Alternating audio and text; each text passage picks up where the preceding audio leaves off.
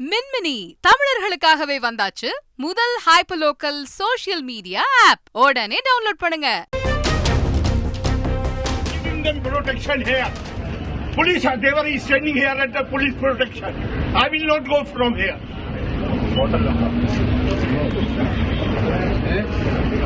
If the police itself is breaking the law, who will uphold the law?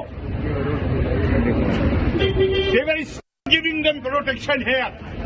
Police are there is standing here at the police protection. I will not go from here.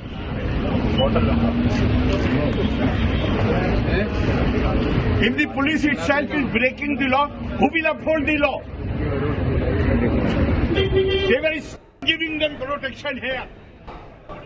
Kerala மாநில ஆளுநர் ஆரிஃப் முகமது கான் சாலையோரம் அமர்ந்து தர்ணாவில் ஈடுபட்டிருக்கிறார். இது பற்றிய முழு விவரங்களை செய்தியாளர் சிவசபாபதியிடம் கேட்கலாம்.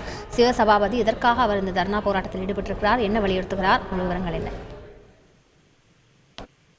கேரள மாநிலத்தினுடைய ஆளுநர் ஆரிஃப் கானுக்கு பாத்தீங்கன்னா தொடர்ந்து கேரளாவில் இருக்கிற ஆளுங்கட்சியும் மற்றும் டிஒஎஃப் கட்சியினரும் தொடர்ந்து எதிர்ப்பு தெரிவிச்சுட்டு இருக்காங்க. அவர் செல்லும் இடம் எல்லாமே அவருக்கு கருப்பு கொடி காட்டி அவர் இந்த மாநிலத்தை விட்டு வெளியேறணும் அப்படின்னு சொல்லிட்டு இருக்காங்க.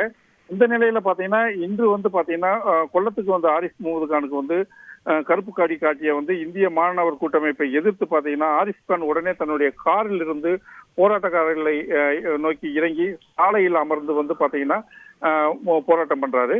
தற்பொழுது சாலையோரத்துல நாட்களியை வைத்து கவர்னர் போராட்டம் நடத்தியதை பாத்தீங்கன்னா போராட்டக்காரர்கள் கருப்பு கொடி காட்டியதை அடுத்து கவர்னர் காரை விட்டு இறங்கி சாலையோரத்தில் அமர்ந்து போராட்டம் பண்ணாரு. இது பாத்தீங்கன்னா தொடர்ந்து பாத்தீங்கன்னா கவர்னருக்கு அதாவது எதிர்ப்பு தெரிவிச்சுட்டு வர்றதுனால அவர் அரசு சார்பா எந்த ஒரு விஷயத்தையுமே தன்னால எடுத்து செய்ய முடியல. அரசுக்கு இந்த மாநிலத்தினுடைய கவர்னர் அப்படிங்கிற முறையில பல்வேறு திட்டங்களும் பல்வேறு நன்மைகளும் உண்டான எல்லாமே சொல்றதையும் அரசும் ஏத்துக்கிறது இல்ல.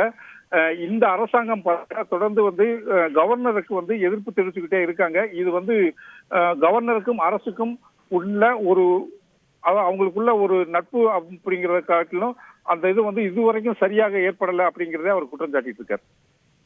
முழு விவரங்களுக்கு நன்றி சிவசபாபதி. கேரள ஆளுநர் தர்ணாவில் ஈடுபட்டிருக்கிறார். இதனால் அங்கு பரபரப்பு ஏற்பட்டிருக்கிறது. கேரள மாநில ஆளுநர் ஆரிஃப் முகமது கான் சாலையோரம் அமர்ந்து தர்ணாவில் ஈடுபட்டிருக்கிறார். தனக்கு எதிராக போராடிய SIF அமைப்பினர் மீது வழக்கு பதிவு செய்யும் வரை இந்த போராட்டம் தொடரும் என்றும் அவர் தெரிவித்திருக்கிறார். முழு விவரங்களை செய்தியாளர் சிவசபாபதி சொல்ல கேட்டோம். மின்மினி தமிழர்களுக்காகவே வந்தாச்சு முதல் hyper local social media app. உடனே டவுன்லோட் பண்ணுங்க.